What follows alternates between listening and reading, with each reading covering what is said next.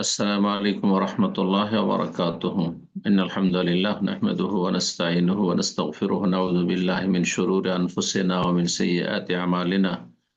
من يهده الله فلا مضل له ومن يضلل فلا هادي له. وأشهد أن لا إله إلا الله وحده لا شريك له وأشهد أن محمدا عبده ورسوله صلى الله تعالى عليه وعلى آله وصحبه وسلم تسليما كثيرا. আম্মা বাদ। সম্মানিত শ্রোতা দর্শক মন্ডলী, যে যেখান থেকে আমাদের সাথে যুক্ত হয়েছেন, আহলান ও সাহলান ও মারহাবান বিকুম। আল্লাহ রাব্বুল আলামিনের কাছে দোয়া করি আল্লাহ আপনাদের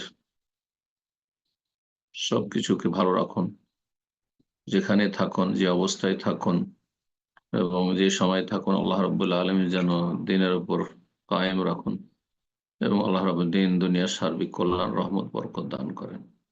সমস্ত অনিষ্ট বালা মুসিবত থেকে আল্লাহ রাব্বুল আলামিন আমাদের আপনাদের সকলকে আল্লাহ হেফাজত রাখেন। বস্তু হচ্ছে তালাকের হেকমত এবং তালাকের অধিকার এবং বিধান। তালাকের তত্ত্ব রহস্য কি, কেন তালাকের বিধান শরীয়তে রয়েছে, আর তালাকের মালিককে, অধিকার কার, তালাকের হুকুম কি। তো এই বিষয়গুলি ইনশাআল্লাহ তাআলা আমরা আলোচনার চেষ্টা করব। আল্লাহ রাব্বুল আলামিন যেন তৌফিক দান করে। প্রথমে যে বিষয়টি বলবো সেটি হচ্ছে তালাকের শাব্দিক এবং পারিভাষিক অর্থ। তালাক শব্দটি আরবি শব্দ। কোরআনে কারিমে এই তালাক শব্দ অনেকবারই এসেছে বিভিন্ন আকারে। কখনো ফিল মাযি, তাল্লাকা তাল্লাকতুম, কখনো আমরের সিগা, কখনো অন্য কোনো সিগায়, কখনো তালাক শব্দ দিয়ে। তো এই তালাক শরীয়তের একটি সুস্পষ্ট বিধান এবং কোরআনে কারিমের একটি সূরার নাম হচ্ছে সূরাতুত তালাক, যেটি সবার জানা রয়েছে। কিন্তু আরো জানার বিষয় হচ্ছে যে কোরআনে কারিমের আরেকটি সূরা রয়েছে, যে সূরায় তালাকের কথা বর্ণনা করা হয়েছে। তালাকের মাসাইল, অধিকাংশ মাসাইলগুলি সেখানে বর্ণনা করা হয়েছে। তা হচ্ছে সূরাতুল বাকারা। সূরা বাকারায় তালাকের বিস্তারিত বিধিবিধান বেশ কিছু আয়াতে ধারাবাহিক রব্বুল আলামিন বর্ণনা করেছেন। তালাকের শাব্দিক অর্থ, তালাকের শাব্দিক অর্থ হচ্ছে খুলে দেওয়া। জি, খুলে দেওয়া, ছেড়ে দেওয়া, এগুলির অর্থে হয়। যেমন বাঁধন রয়েছে, বাঁধনকে খুলে দেওয়া, যে কোনো বাঁধন খুলে দেওয়া তালাক। এই জন্য বন্দিমুক্ত করা, ছেড়ে দেওয়াকে উতলিকা সারাহ, উতলিকা সারাহু আরবি ভাষা ব্যবহার করা হয়। বন্দিকে ছেড়ে দেওয়া হয়েছে। তালাকে তার শাব্দিক অর্থ হচ্ছে খুলে দেওয়া বা ছেড়ে দেওয়া। তালাকের পারিভাষিক অর্থ অর্থাৎ ইসলামী শরিয়ায় তার সংজ্ঞা কি? লেখক বলছেন, হুয়া হাল্লু কাইদিন নিকাহি আও বাদাহু, বিবাহ বন্ধনকে খুলে দেওয়া অথবা বিবাহ বন্ধনের কিছু অংশ খুলে দেওয়া। বিবাহ বন্ধন, তাহলে বিবাহের একটি বাঁধন রয়েছে। যখনই একজন পুরুষের একজন নারীর সাথে বিবাহ হয়ে গেল, এটি একটি শক্ত বন্ধন। জি, কোরআনে কারীমে রব্বুল আলামিন এই বিবাহ বন্ধন মিসাকান গালিদ, ওয়াখাযনা মিনকুম মিসাকান গালিযা, অকাট্য বাঁধন। জি, শক্ত বাঁধন। এই বাঁধন, বিবাহর যে বাঁধন রয়েছে, সে বাঁধনকে বা বন্ধনকে খুলে দেওয়া অথবা আংশিকভাবে খুলে দেওয়া। আংশিকভাবে খুলে দেওয়া মানে পুরোপুরি একেবারে ফাইনাল তালাক নয়, কিন্তু এক তালাক, তালাক রাজি, দুই তালাক, আর তারপরেও সংসার করার যে সুযোগ রয়েছে, এটাকে আংশিক বলে আখ্যায়িত করেছেন সংজ্ঞায় লেখক। এক কথায় বিবাহ বন্ধনকে খুলে দেওয়ার নাম হচ্ছে তালাক। শরীয়তে রব্বুল আলামিন তালাকের বিধান কেন প্রণয়ন করেছেন?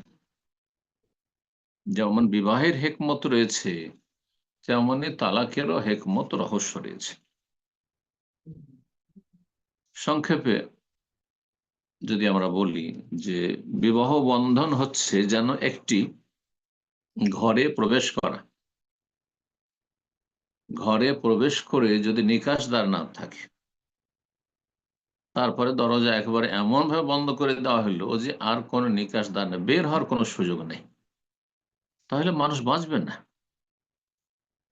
চিরকাল সে ঘরে বন্দী হয়ে থাকবে। যে কোনো অবস্থায় বের হওয়ার প্রয়োজন হলেও, জরুরি হলেও বের হতে পারছে না। এমন ঘরে কেউ ঢুকবেন না যে ঘরে বের হওয়ার পর, ঢুকার পরে আর বের হতে পারবেন না। আশা করি বিষয়টি বুঝছেন। তো বিবাহ বন্ধন যেন আপনি কোন একটি ঘরে প্রবেশ করছেন একজন পুরুষ হিসাবে অথবা একজন স্ত্রী হিসাবে, আর তারপরে সেখান থেকে যদি এমার্জেন্সি হয়ে যায়, তাহলে এমার্জেন্সি গেট যদি না থাকে তাহলে তো মুশকিল। এই জন্য দেখেন, যে কোনো যানবাহনে এমার্জেন্সি গেট রয়েছে, যে কোনো ভবনে এমার্জেন্সি গেট রয়েছে। তো তালাক হচ্ছে এমার্জেন্সি গেট, অগতির গতি। কোনো যখন গতি নেই আর দাম্পত্য জীবনে সুখী হওয়া যাচ্ছে না, আর এর সাথে সংসার করা সম্ভব নয়, সেটা পুরুষের পক্ষ থেকে হোক অথবা স্ত্রীর পক্ষ থেকে হোক, তখন রব্বুল আলামিন একটি নিকাশদ্বার রেখেছেন, বের হওয়ার রাস্তা রেখেছেন। এর বের হওয়ার রাস্তা যদি না থাকে, তাহলে দাম্পত্য জীবনে যখন এইরকম পরিস্থিতি তৈরি হবে যে আর একে নিয়ে সংসার করা যাচ্ছে না, স্বামী সংসার করতে পারছে না, অথবা স্ত্রী এই রকম, হ্যাঁ, অসৎ বদ চরিত্রের মানুষের সাথে সংসার করতে পারছে না, যদি এখান থেকে মুক্ত হওয়ার কোনো রাস্তা না থাকে, তাহলে দুটোর একটি হবে, হয় এতে থেকে মুক্তি পাওয়ার জন্য, রেহাই পাওয়ার জন্য কাউকে খুন করবে, একজন অপরজনকে খুন করবে, আর না হলে আত্মহত্যা করবে, এছাড়া কোনো উপায় নেই। আশা করি বিষয়টি বুঝতে পেরেছেন। লেখক যে কথাগুলি বলেছেন, আল্লাহ রাব্বুল আলামিন যে তার আসমানি বিধানে তালাকের বিধানকে প্রণয়ন করেছেন, এ সম্পর্কে বলছেন যে রব্বুল আলামিন শরীয়তে প্রণয়ন করেছেন বিবাহ বিধান। বিবাহের বিধান কিসের জন্য? যাতে করে দাম্পত্য জীবনকে, দাম্পত্য জীবনে সুখী হতে পারেন বা স্থিতিশীল দাম্পত্য জীবন গড়ে তুলতে পারেন, যে দাম্পত্য জীবনে থাকবে ভালোবাসা, সম্প্রীতি সম্প্রীতি ভালোবাসা সম্প্রীতি থাকবে স্বামী স্ত্রীর মাঝে। ভালোবাসা যদি না থাকে পরস্পরের প্রতি, তাহলে বসবাস করা, জীবনযাপন করা অসম্ভব। উভয় পক্ষ থেকে ভালোবাসা হইতে হবে, একে অপরকে চাইবে। আর একটি হেকমা হচ্ছে বিবাহের, যে একজন অপরজনের মাধ্যমে গুনাহ থেকে বাঁচবে। বিবাহের উদ্দেশ্য সম্পর্কে আমরা বিস্তারিত যখন আলোচনা করেছি, তখন এই বিষয়গুলি উল্লেখ করা হয়েছে যে স্বামী স্ত্রীর মাধ্যমে গুনাহ থেকে মুক্ত থাকবে, আর স্ত্রী স্বামীর মাধ্যমে গুনাহ থেকে মুক্ত থাকবে, একে অপরকে গুনাহ থেকে মুক্ত রাখবে। যদি গুনাহ থেকে বাঁচাতে সক্ষম না হয়, তাহলে বিবাহে কোনো ফায়দা হলো না, পাপের জীবন চলতে থাকলো। বিবাহের আরেকটি গুরুত্বপূর্ণ মহৎ উদ্দেশ্য হচ্ছে প্রজন্ম বৃদ্ধি। তাহলে মানুষ যদি বৈবাহিক সম্পর্ক স্থাপন না করে, তাহলে হারাম পথে যারও সন্তানের ছড়াছড়ি হবে পৃথিবীতে, আর না হলে একসময় মানব প্রজন্ম শেষ হয়ে যাবে। মানুষের শারীরিক চাহিদা রয়েছে, নরের নারীর দিকে, নারীর নরের দিকে। এই শারীরিক চাহিদা পূরণ করবে বৈবাহিক পবিত্র সম্পর্কের মাধ্যমে। এসব বিবাহের মহৎ উদ্দেশ্য। এই উদ্দেশ্যগুলি, এই ফায়দাগুলিতে যখন গোলযোগ দেখা যাবে, যে স্বামী স্ত্রীর মাঝে ভালোবাসা সম্প্রীতি থাকছে না, গুনাহ থেকে বাঁচতে পারছেন না, অথবা বিবাহ করেছেন ছেলে মেয়ে যাতে করে হবে এই আশা নিয়ে, সবাই তাই করে, না ছেলে মেয়ে হচ্ছে না, আপনার শারীরিক চাহিদা পূর্ণ হচ্ছে না, এক কথায় যখন অশান্তি দেখা যাবে দাম্পত্য জীবনে, বিভিন্ন কারণ অশান্তির হতে পারে, তার মধ্যে একটি হচ্ছে বেসাবাবে সুইয়ে খুলুক আহাদিস জাওজাইন, স্বামী স্ত্রী দুইজনের কোন একজনের বদ চরিত্রের কারণে, চরিত্রহীন, জেনাকারী জেনাকারিনী, অথবা কাফের মুরতাদ, বেনামাজি বেদিন, নাস্তিক, মুশরিক, কাফেরা বা কাফের ইত্যাদি, অথবা একজন অপরজনকে এমন ঘৃণা করে যে কেউ কাউকে দেখতেই পারে না, একসাথে বসবাস করা অসম্ভব হয়ে পড়েছে। এইরকম বিভিন্ন কারণে স্থায়ীভাবে বিরোধ দেখা দিয়েছে এই দাম্পত্য জীবনে, যার ফলে আর সংসার করা সম্ভব হচ্ছে না। এইরকম পরিস্থিতি যখন বিরাজ করবে, এই সময়গুলিতে, এই পরিস্থিতিগুলিতে আল্লাহ রাব্বুল আলামিন এই স্বামী স্ত্রী উভয়ের ওপর, হ্যাঁ, বিশেষ রহমতের বিধান প্রণয়ন করেছেন। তা হচ্ছে তালাকের মাধ্যমে রেহাই পাওয়া। তালাক না হলে আর আমি এই বিপদ থেকে রেহাই পাচ্ছি না। সূরা তালাকের প্রথম আয়াতে রব্বুল আলামিন ইরশাদ করছেন, ইয়া আইয়ুহান নবিয়্যু, হে নবী মুহাম্মদ সাল্লাল্লাহু আলাইহি সাল্লামকে সম্বোধন করে আল্লাহ বলছেন। আল্লাহ রাব্বুল আলামিন কোরআনে কারিমে মুহাম্মদ সাল্লাল্লাহু আলাইহি সাল্লামকে ইয়া মুহাম্মদ বলে সম্বোধন করেননি। ইয়া আইয়ুহান নবিয়্যু বা ইয়া আইয়ুহার রাসূল, এইভাবে ইয়া আইয়ুহাল মুযাম্মিল, ইয়া আইয়ুহাল মুদ্দাসসির। পক্ষান্তরে অন্যান্য নবী রাসূলদের ক্ষেত্রে আল্লাহর নাম ধরে সম্বোধন করেছেন। ইয়া মূসা ইন্নানি আনাল্লাহ ওয়া নাদাইনাহু আন ইয়া ইব্রাহিম, এইভাবে। কিন্তু নবী করিম সাল্লাল্লাহু আলাইহি সাল্লামকে আল্লাহ রাব্বুল আলামিন নবী, রাসূল এই উপাধিগুলি দিয়ে সম্বোধন করেছেন। এর দ্বারা স্পষ্ট হয়ে ওঠে নবী সাল্লাল্লাহু আলাইহি ওয়াসাল্লামের মর্যাদা রাব্বুল আলামিনের কাছে। ইয়া আইয়ুহান নবিয়্যু, হে নবী, ইযা তাল্লাকতুমুন নিসা, যদি সরাসরি নবী সাল্লাল্লাহু সম্বোধন করা হয়েছে, কিন্তু তারপরে এক বচন নয়, বহু বচন দিয়ে আল্লাহ বলছেন, যখন তোমরা তালাক দেবে নারীদেরকে, উম্মতের সকল মানুষকে সম্বোধন করা হচ্ছে। তোমরা যখন স্ত্রীকে তালাক দেবে, ফাতাল্লিকুহুন্না লিইদ্দাতিহিন্না, তাদেরকে তালাক দেবে তাদের ইদ্যত কালে, লিইদ্দাতিহিন্না ওয়াক্তে ইদ্দাতিহিন্না, ইদ্যতের সময়কালে তালাক দেবে। যখন তখন তালাক দিয়ে দিলে হবে না, তালাক দিতে হবে এমন পবিত্রতায়, মাসিক থেকে পাক পবিত্র হওয়ার পরে এমন পবিত্রতায়, তোহর অবস্থায়, যে পবিত্রতায় স্বামী স্ত্রী মিলন হয়নি, যাতে করে গর্ভধারণের সম্ভাবনা না থাকে। এটি হচ্ছে সুন্নতি তালাক। ওয়া আহসুল ইদ্দাহ, এবং ইদ্যতের গণনা করবে তোমরা। ইদ্যত পার হইলো হইলো না, এমন না যে তালাক হলো আর বিবাহ দিয়ে বসলো, যেমন কোর্ট ম্যারেজ গুলিতে হচ্ছে, একজনের কাছ থেকে তালাক করালো আর সাথে সাথে ব্যাকডেট দিয়ে হারামখোর চরিত্রহীনরা, যারা হারাম জীবন যাপন করে, সাথে সাথে বিয়ে পড়িয়ে দিল। সমাজের লোকেরা কোনো অপরাধে ধরলো কোন মহিলা বা পুরুষকে, আর তারপরে তালাক করে দিয়ে সাথে সাথে যার সাথে ধরা পড়েছে তার সাথে বিয়ে পড়িয়ে দিল। সব হারাম না জায়েজ কাজ এসব। ও আহসুল ইদ্দাত, তোমার ইদ্যত গণনা করা। তাহলে ইদ্যতের বিধিবিধান বিস্তারিত রয়েছে। তালাক প্রাপ্তার ইদ্যত কি, বিধবার ইদ্যত কি, তালাক প্রাপ্তা যদি ঋতুবতী হয় তাহলে তার ইদ্যত কি, যদি ঋতুবতী না হয়, হ্যাঁ, নাবালিকা হয়, অথবা মাসিক ঋতু বন্ধ হয়ে গেছে, অথবা গর্ভবতী রয়েছে, হ্যাঁ, হামেল, তাহলে তার ইদ্যত কি, ইত্যাদি ইত্যাদি। তোমরা ইদ্যত গুলি গণনা করো।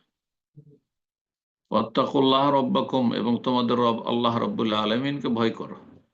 আল্লাহর ভয় থাকলে কখনো সত্যকে গোপন করবে না, হারামকে হালাল করে নেবে না, মিথ্যার আশ্রয় নেবে না।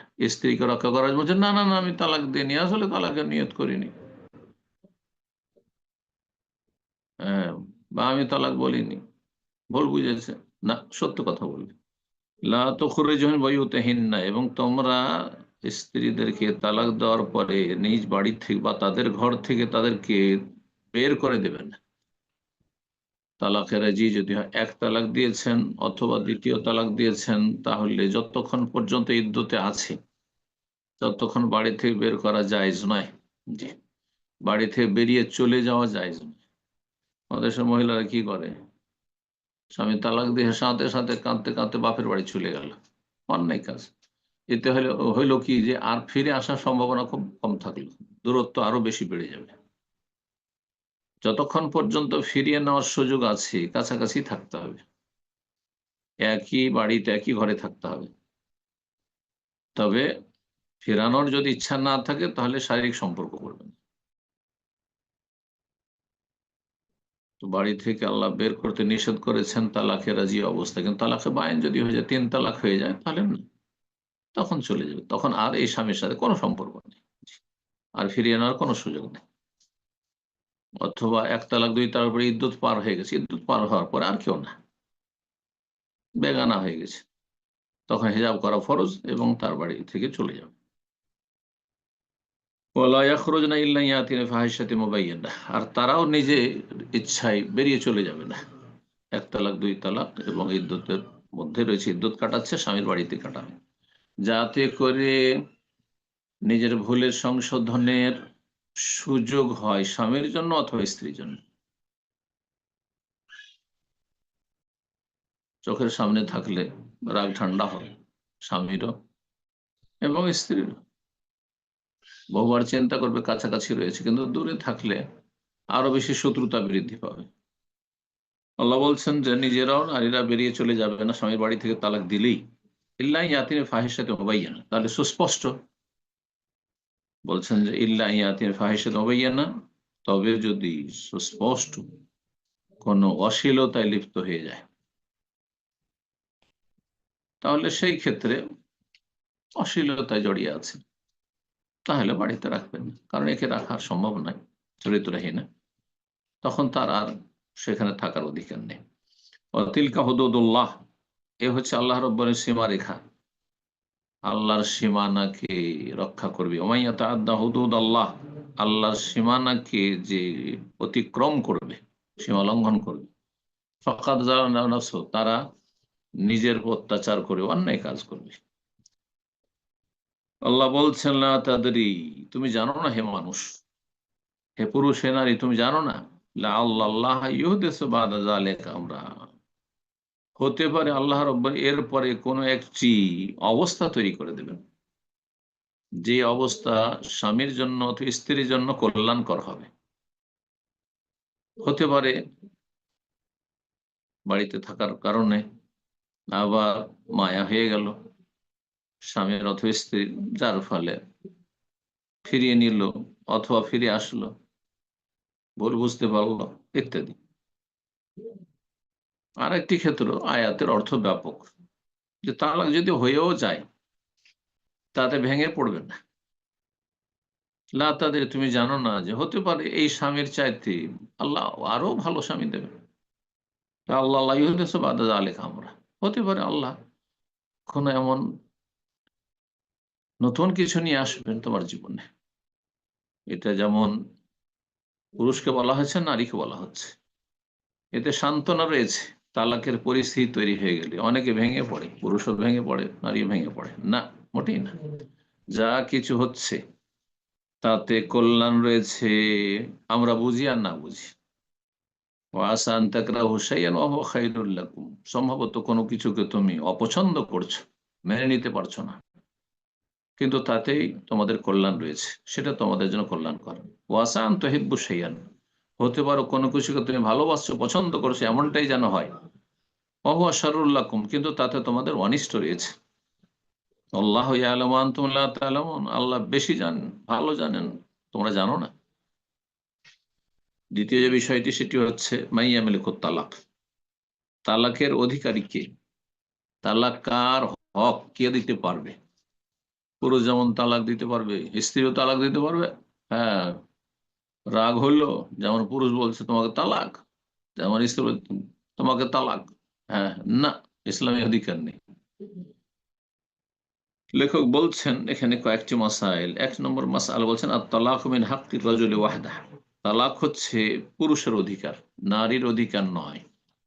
নারীর জন্য আল্লাহ রাব্বুল আর একটি রাস্তা রয়েছে, সেটি হচ্ছে খোলা। খোলা সম্পর্কে আলোচনা আসছে ইনশাল্লাহ, কয়েকটি পর্বে আমরা তালাকের আলোচনা শেষ করে আর তারপরে খোলার বিধিবিধান যেটি স্ত্রীর পক্ষ থেকে হয়ে থাকে তার আলোচনাতে যাব ইনশাআল্লাহ। তাহলে তালাক হচ্ছে পুরুষের হক একমাত্র। কেন আল্লাহ পুরুষকে তালাকের অধিকার দেন, নারীকে কেন দিলেন না? যারা পশ্চিমা সভ্যতায় প্রভাবিত, নারী অধিকার, নারী অধিকার, নারী ক্ষমতায়ন, এইসব কথা যারা বলে, ইসলাম বিরোধী কথাবার্তা, তারা তো মনে করবে যে না, এখানে নারীর অধিকারকে খর্ব করা হয়েছে, নষ্ট করা হয়েছে। হ্যাঁ, পুরুষের শুধু অধিকার দিয়ে দিল তালাকের, আর স্ত্রী তালাক দিতে পারবে না কেন? সমান সমান অধিকার হইতে হবে না? ইসলাম সমান করেনি, সুবিচার করেছে।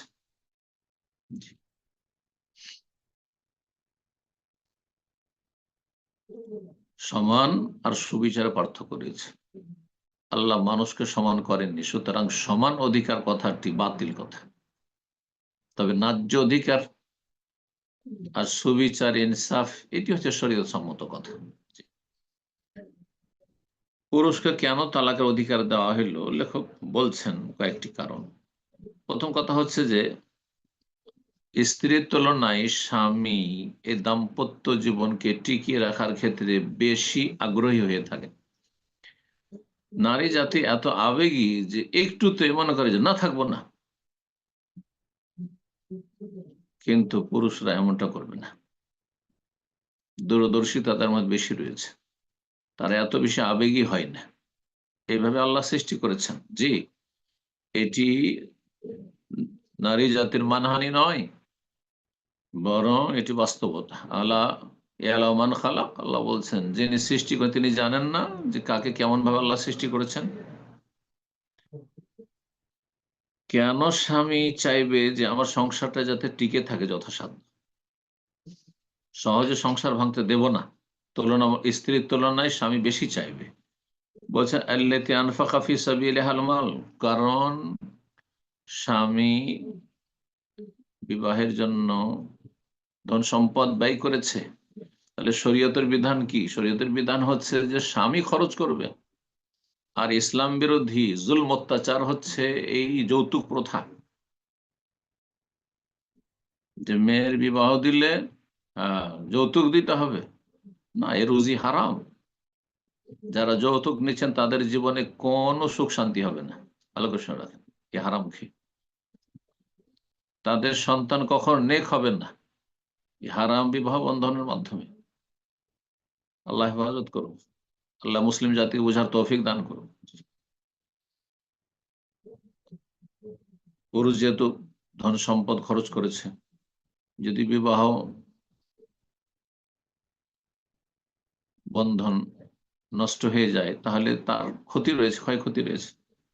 সে যেন সহজে চাইবে না যে আমাদের তালাক হয়ে যাক। আর একটি বিষয় বলছেন ওহ আকসার তারাইয়ুসান ওয়া সাবরান ওয়া তাফকিরান বিআকলিহি লা বিআওয়াতিফিহি, স্বামী স্ত্রীর তুলনায় একটু বেশি ধীর স্থিরতা অবলম্বন করবে, তাড়াহুড়া করবে না, ধৈর্য ধারণ করবে, ধৈর্য ধারণ করে থাকে এবং বিবেককে কাজে লাগিয়ে থাকে যে আমি যে তালাক দিয়ে দেব বা তালাক হয়ে যাবে, এর পরিণতিটা কি হবে। আবেগী হয় না, বিবেকী হয়। পক্ষান্তরে নারীরা বেশি আবেগী হয়। তাই বলছেন লেখক 2 নম্বর পয়েন্টে, আম্মাল মারআতু ফাহিয়া আসরাউ গাযাবান, নারী জাতি বেশি রাগী, তাদের রাগ চট করে উঠে যায়, একটুতে রেগে যায়।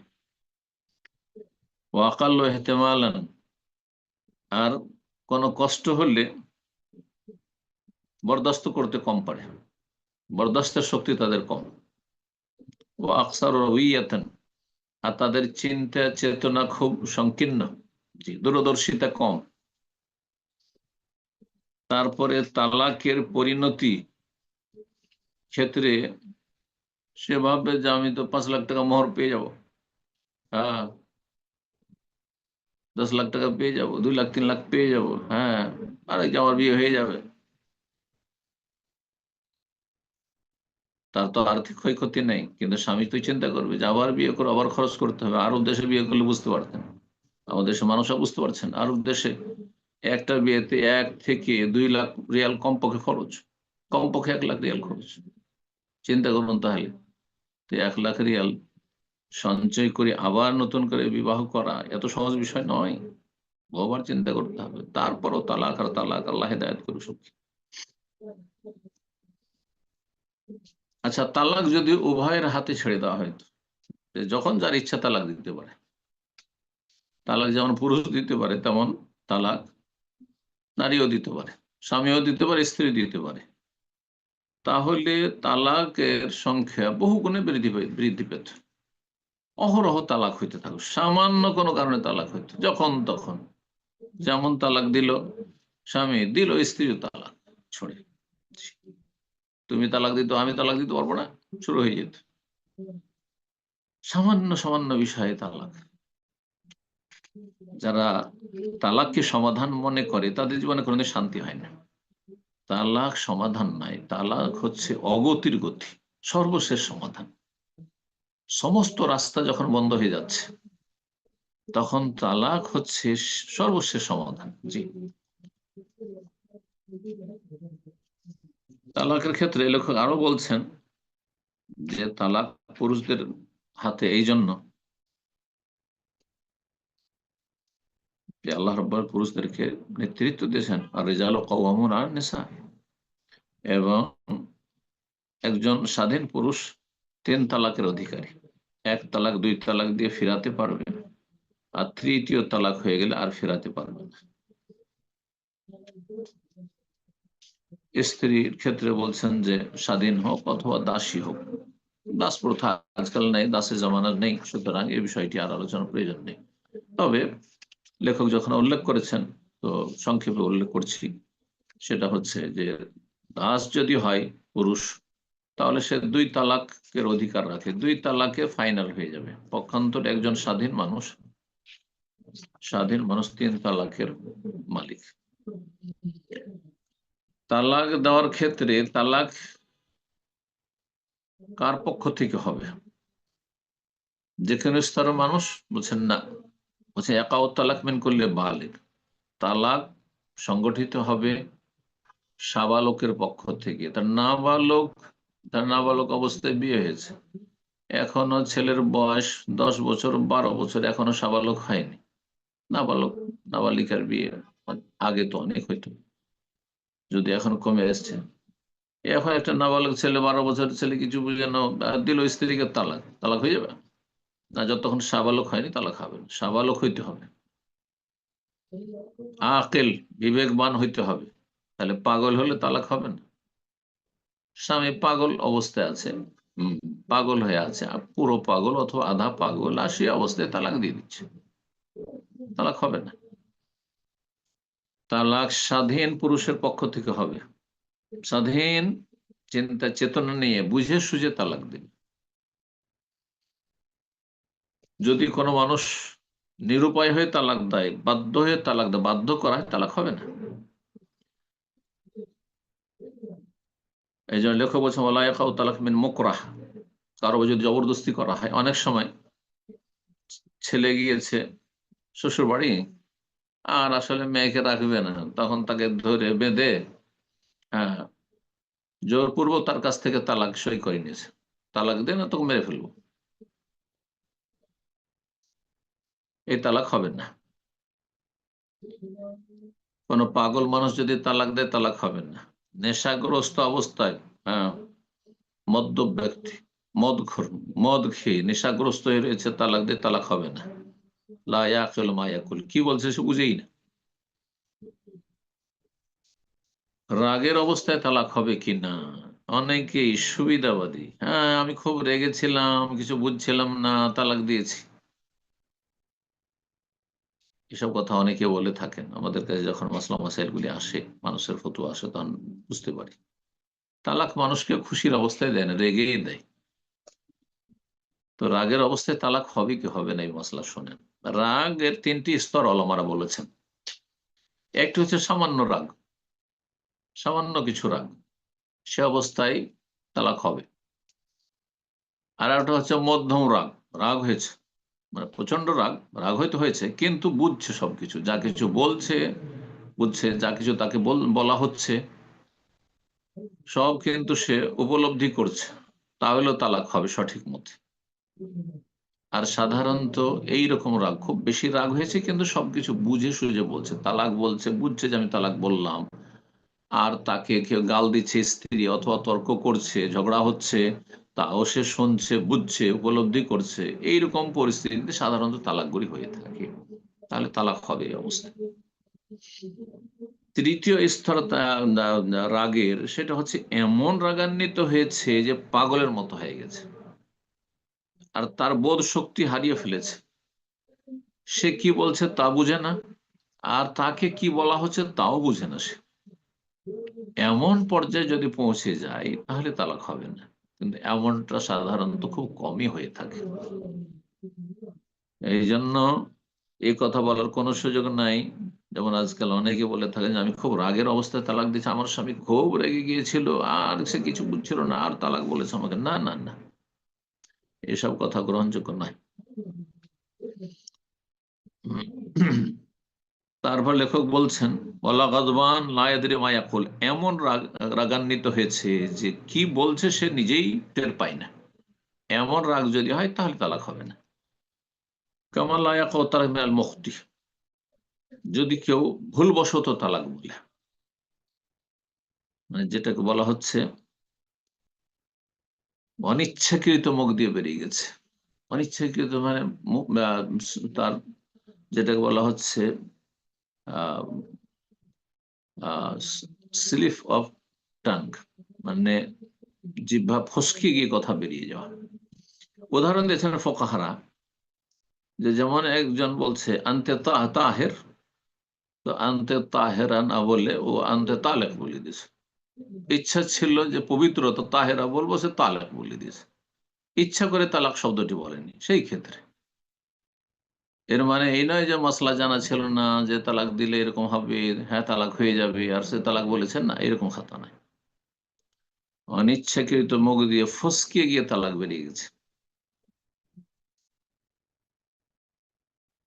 তো আল্লাহর কোরআনে কারিমে সূরা বাকারার শেষ আয়াতে বলেছেন, রব্বানা লা তুআখিযনা ইন নাসিনা ওয়া আখতানা, আল্লাহ আমাদেরকে পাকড়াও করিও না, ধরিও না যদি আমরা ভুলে যাই অথবা ভুল করি। এই আয়াতকে পেশ করে অধিকাংশ ওলামারা, তবে হানাফি মাযহাব ছাড়া, হানাফি মাযহাবে ভুলবশত তালাক ও তালাক হয়ে যাবে। বাকি হাম্বলি বা শাফি আর মালিকি এরা বলছেন যে ভুল যদি অনিচ্ছাকৃত জবান দিয়ে বেরিয়ে যায় তাহলে তালাক হবে না। উদাসীন ব্যক্তি, উদাসীন ব্যক্তি যে টের পায় না, এমন উদাসীন হয়েছে যে বুঝেন, আর তালাক হবে না। নাসি, ভুলে গিয়ে তালাক দিয়েছে, তাহলে তালাক হবে না। মজনুন, পাগলের তালাক হবে না। আজকে এতটুকু আলোচনা করলাম, আর সময় যেহেতু যথেষ্ট হয়ে গেছে, বলতে চেয়েছিলাম হুকমত তালাক, তালাকের বিধান, ইনশাআল্লাহ তাআলা আগামী সপ্তাহে তালাকের বিধান নিয়ে বিস্তারিত আলোচনা করব। আল্লাহ রাব্বুল আলামিন যেন আমাদের উপকারী জ্ঞান দান করেন। আর মুসলিম ভাই বোনদের জন্য দোয়া করবো, আল্লাহ যেন তালাকের পরিস্থিতিতে আল্লাহ আমাদের সকলকে বেঁচে থাকার তৌফিক দান করেন। কারণ তালাক ভালো বিষয় নয়, তালাক ভালো বিষয় নয়, তালাক দেওয়া কোনো প্রশংসার কাজ নাই। তালাক হয়ে যাক, এটা কারো যেন কাম্য না থাকে। সবসময় চেষ্টা করবে যে আল্লাহ রাব্বুল আলামিন যেন আমাদেরকে দাম্পত্য জীবনে সুখময় করেন এবং সমস্ত অনিষ্ট থেকে, অপ্রীতিকর অবস্থা থেকে আল্লাহ যেন বাঁচিয়ে রাখেন। সুবহান রাব্বিকা রাব্বিল ইজ্জাতি আম্মা ইয়াসিফুন ওয়া সালামুন আলাল মুরসালিন ওয়ালহামদুলিল্লাহি রাব্বিল আলামিন। Salafi.9 রাসূলের কথা বলে।